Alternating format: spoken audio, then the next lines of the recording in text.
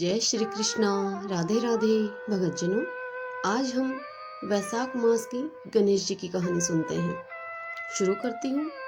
पुराने जमाने में रंतिदेव नाम का एक राजा था। उसके राज्य में एक ब्राह्मण रहता था जिसका नाम था धर्मकेतु। धर्मकेतु के दो पत्नियां थी। एक का नाम था सुशीला और दूसरी का नाम था चंचलता। दोनों पत्नियों के विचारों और व्यवहार में बहुत अधिक अंतर था।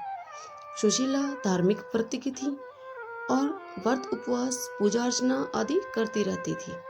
इसके विपरीत चंचलता भोग विलास में मस्त रहती थी। वह शरीर के श्रृंगार पर ही अधिक ध्यान देती थी। किसी व्रत उपवास या पूजा अर्चना से उसका कुछ भी लेना देना नहीं होता था।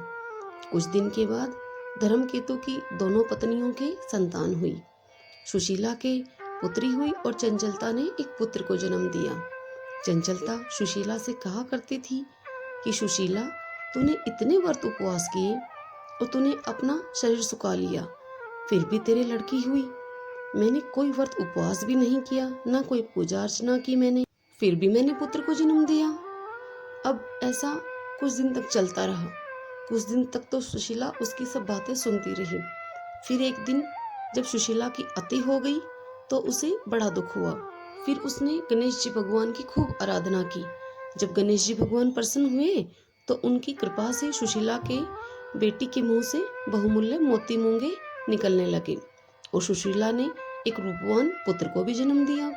सुशीला का ऐसा सौभाग्य जगा तो चंचलता के मन में जलन होने लगी।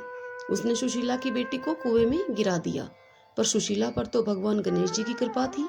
उसकी बेटी का बाल विवाह का नहीं हुआ। उसे सुकुशल कुएं से बाहर निकाल लिया गया। सब बोलो गणेश जी महाराज की जय। हे गणेश जी महाराज, जैसे आपने सुशीला पर कृपा की वैसे ही कृपा सब पर करना। इस कहानी को कहते सुनते हुंकारा भरते सब पर अपनी कृपा दृष्टि करना। बोलो ओम गंग गणपते नमः।